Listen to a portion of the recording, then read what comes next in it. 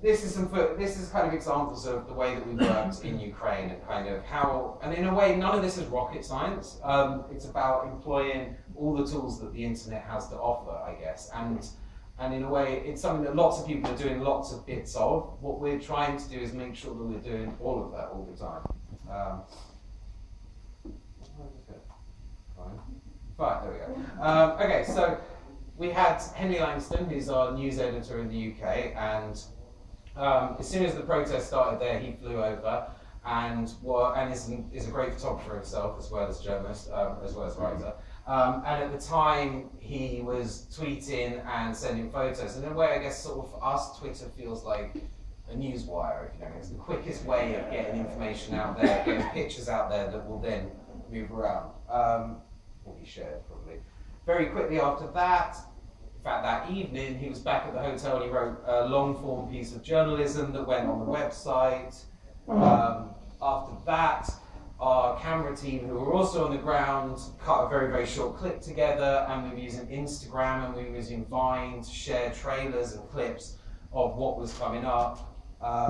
And then 3 days after that, we released a long-form documentary, and probably got more views than that, but you know, at that point it was 843,000 people had seen that documentary. And that documentary was the piece that, in a way, every other bit was vitally important in our storytelling from the ground and from that situation. But actually, what's nice is that we have this, and this is something that I feel is a film that could be looked back on in a year, and actually will become something that has a very long tail in terms of storytelling to help understand those moments and what they created.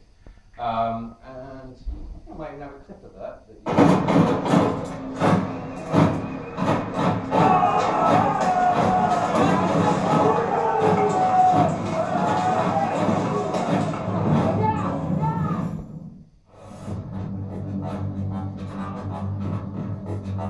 Okay, this is the very front line of the barricade. It's like a post-apocalyptic nightmare down here. It's insane. There's a man behind me, half naked, wielding a chainsaw. They're just ready for a fight. They're waiting for the police to push forward. It's been fighting like this for 5 days now. Welcome to Kiev.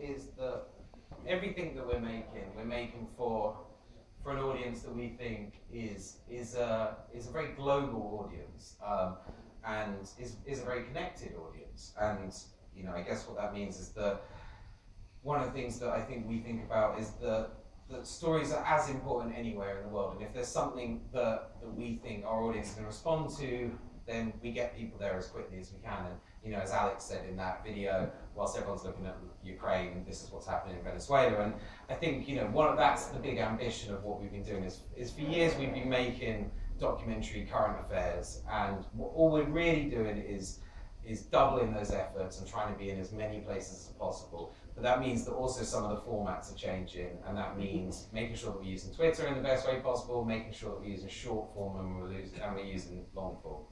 So I guess that's about it. If anyone's got questions and things, you can shout. Yeah. When you're using you're using short form for the Instagram video and then long form. My question: do you experiment with different size of lengths of video? The reason I ask is, I think last week, Twitter's Simon Rogers wrote a blog post saying how Twitter screen can be retweetable, and usually in general, if you video link, it's higher rate of retweet, except news and politics. When you choose news and politics, it's only 60% compared to 50%. So I was wondering if you mentioned news shared, because it's long, but I wonder what's your... Okay, so mostly that's a question about length and you know, what stories work at different lengths. I think, you know, there's two things there. One, the great glorious thing about the internet when you're making videos, you're not bound by a schedule that tells you something has to be half an hour long or an hour long or you know, or 5 minutes. And actually any story can kind of be the length that it can sustain. So, you know, if all you can get is 5 minutes of amazing video content, then it's 5 minutes long. If you can get a lot longer, it can be a lot longer. So length isn't something we're hugely preoccupied with. I guess also the other thing is that if you're making the right sort of video, people will use the internet to watch, right? I mean, I'm sure the vast majority of people in this room probably skew very highly in terms of how much you watch video on your computer compared to your television. Maybe not, but I would guess so. And you know, on our YouTube page, for instance, we get on average people watch 20, sort of just over 20 minutes at a time. So length doesn't hugely worry me. I think especially when you're speaking to young people, they're used to watching video on their tablets, they're used to watching video on their phones or their computers, and I think that's an old myth that the internet is starting to dispel, that idea of like, you've got to make a like 2-minute silly video if you want to put video on the internet. Well, go on. Oh, you can direct that. It was really interesting to see lots of people kind of laugh together watching a news report. I've never seen that before. I've seen a couple of Vice documentaries released theatrically over the past years. Do you see any new ways of exhibiting news or theatrical news happening in the future?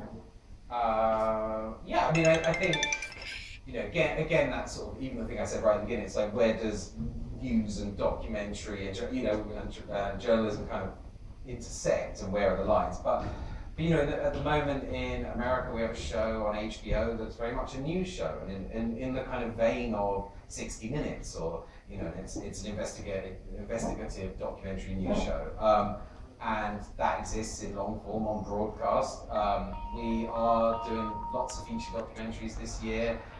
I think at the point when you start to get to 90 minutes of content, you're trying to make something that works in the cinema. It's like, it's probably harder for that to feel like news or current affairs. That probably starts to become documentary, just because the amount of time it takes to make something, you're not going to be able to necessarily make a film about something that happened a couple of weeks ago.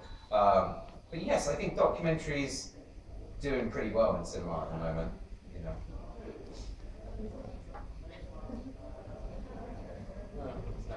It's really hard stuff. I was just going to ask, with your YouTube channel, which is fantastic, what's your sort of, you don't mind asking your monetization strategy with that? Where does that sit in your other activity? Well, anyone who works with YouTube will know that you're not actually allowed to talk about things like revenue split. But YouTube for us is actually more about audience growth. You know, it's easier. It's going to get super boring, so I'll be really quick. But it's easier for content makers to monetize video in their own platforms than it is to make big money out of YouTube in some ways, unless the audience figures are insane. So actually, us, I think, and it's why I think we've had a lot of success with YouTube, is it's always been about audience growth and bringing more and more people to our content. And actually, when it comes to monetizing on Vice, it's done through so many different ways and so many different platforms. And you know, in many ways, it's like ads that run alongside what you're watching or sponsoring. You know, like there's lots of different ways of doing it. Yeah, I just wanted to ask, you probably had to scale up quite quickly over the past year, and I wanted to ask what sort of people, talent-wise, work well for your format, what kind of backgrounds, what were you looking for? I'm always looking for hungry young journalists with amazing access and stories and a desire to tell stories.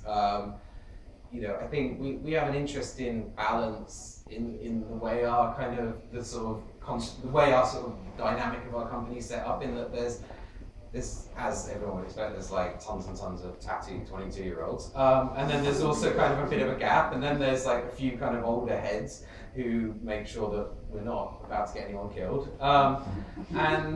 But yes, I mean we spend a lot of time kind of growing our own talent in lots of ways. So people start. We have a very high conversion rate of sort of turning print journalists into either on-screen hosts or into directors or producers, and that's often quite a route that comes through. So people will start writing for us and if they're interested in documentary, they're interested in video, they'll often sort of transition in that way. But I'm always asking, I'm always interested in stories and access and pictures and films and things. Can I just ask about the kind of equipment that your reporters will be using? With video stuff? Yeah, do you kind of have whole camera teams, or do you rely on people's phones and things?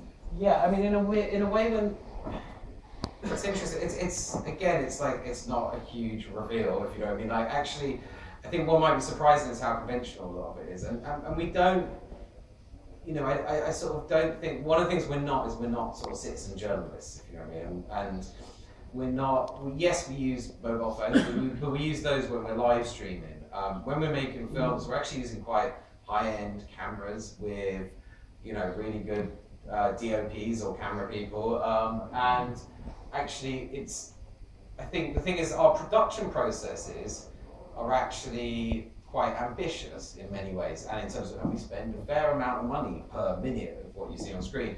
I think what makes it feel kind of rough and kind of different is probably just what we allow to appear on the screen. But yeah, I mean, I could list off cameras, but they're like big fucking things that are heavy and hurt your shoulder. Yeah, I'm a little bit interested in the decision to launch Vice News and go ahead with that. Was that something that you guys had made internally, and then significant investment came along behind that, or was it part of that larger chunk of cash that came in?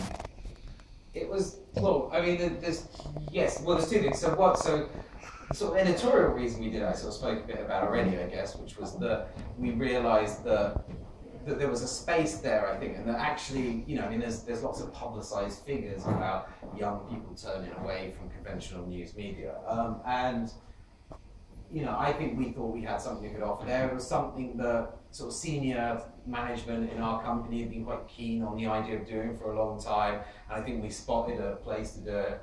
And then at that point, yes, we raised investment. We also have spent a huge amount of our own money on doing this, with the idea that, again, and sort of going back to that question earlier, is that audience growth will bring money eventually, and that's kind of our tactic.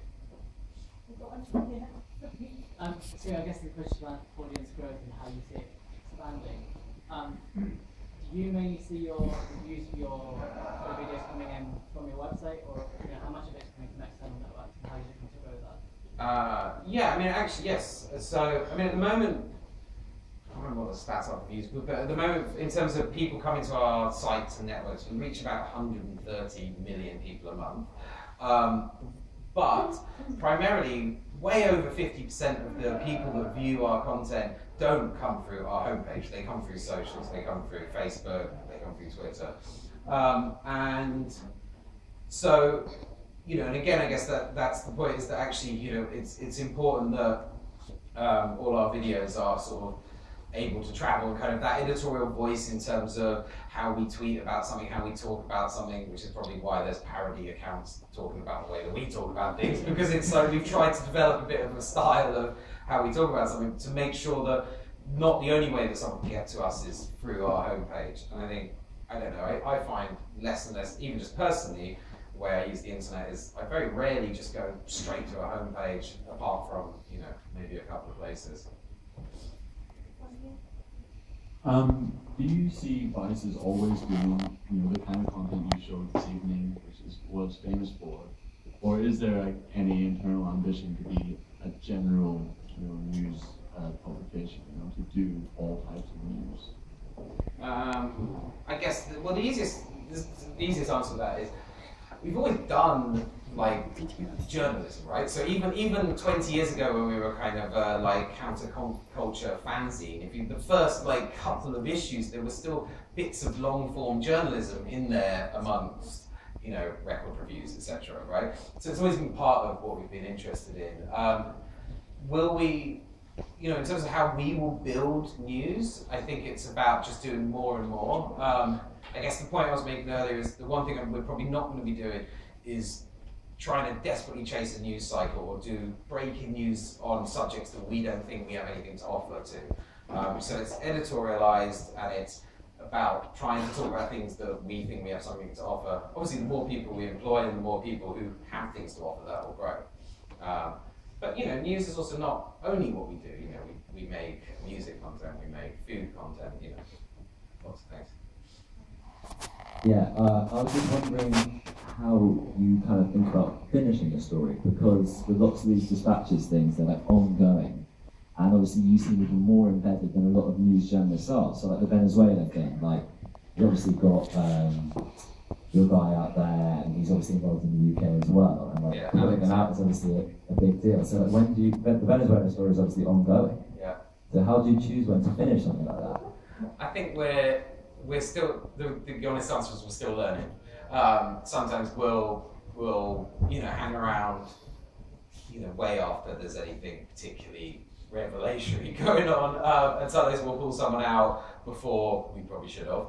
I think the one thing we do try and do is hang around as long as possible, though. I think, again, especially with the you know, we have, as you've noticed, you know, we have the sort of short form dispatches that come out that are edited from the field and come out as quickly as possible. But I think you know, we've always got an eye on that long form documentary, and so in a way we're looking for that end. We're looking for what is that third act, what is that bit that will help wrap that story up. And you know, if you leave kind of when everyone else leaves, you may not be there for it. But that's often, those choices are actually often made probably by like two people, the person on the ground and the person they're reporting into, and they just have to kind of judge it.